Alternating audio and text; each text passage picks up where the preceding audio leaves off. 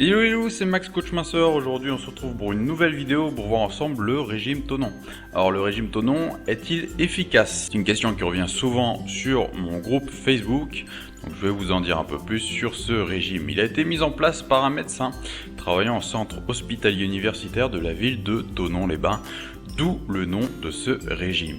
Le régime avait pour but premier de faire maigrir les patients de l'hôpital. Depuis quelques années, au vu de ce qu'il promet, ce régime s'est peu à peu développé et il s'adresse à toutes les personnes à la recherche d'une méthode efficace pour perdre du poids de manière rapide. Mais est-ce vraiment le cas? Le régime Tonon a-t-il des effets secondaires? N'est-il pas dangereux? Alors, sur les grands principes du régime Tonon, si vous décidez de suivre ce régime, sachez qu'il exclut totalement toute consommation de sel, d'alcool, de glucides et de lipides, donc pas de sucre et pas de graisse. Il est basé sur 14 jours de menu qu'il est recommandé de suivre à la lettre, auquel succède une phase de stabilisation. Dans le cas où on n'a pas atteint son objectif au bout des 14 premiers jours, il sera possible de recommencer, mais il ne faut pas le suivre plus de 14 jours d'affilée. Il faut le faire par cycle. L'autre avantage, c'est qu'on maigrit assez vite si la graisse n'est pas emmagasinée depuis longtemps. Les inconvénients maintenant, c'est d'une que la perte de poids est assez rapide et donc il y a un risque pour la santé. De deux, que la personne qui suit ce régime peut ressentir une baisse de forme.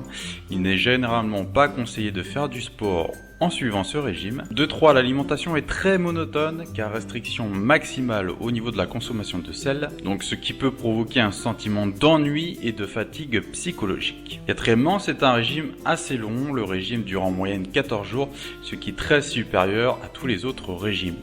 En effet, le manque de diversité des plats peut donner une sensation de longueur aux 14 jours du régime alimentaire. Les personnes suivant ce régime montrent des signes de frustration et il n'est pas rare de constater des débordements alimentaires avec des aliments très caloriques pendant le régime. Les personnes ne mangeant pas de poisson, ni d'œufs, ni de viande ne pourront pas mettre en œuvre ce régime car il repose en grande partie sur la consommation de ces 3 classes d'aliments. Les végétariens ne peuvent donc pas entreprendre ce type de régime alimentaire. Malheureusement, ce régime, comme la plupart des régimes, est carencé. Il est donc conseillé de consommer des compléments alimentaires afin d'éviter tout risque de carence. Donc mon avis enfin sur ce régime, c'est que je déconseille au vu des risques encourus, des carences, de l'ennui, du fait qu'on ne puisse pas faire de sport, des compensations alimentaires qui vont sûrement arriver par des aliments caloriques et par la surutilisation des compléments alimentaires. Alors, je ne nie pas le fait qu'il peut tout à fait convenir à certaines personnes, mais attention, si vous êtes faible en énergie, ce régime ne vous aidera pas. De plus, le fait de faire un régime ne changera en rien vos habitudes alimentaires.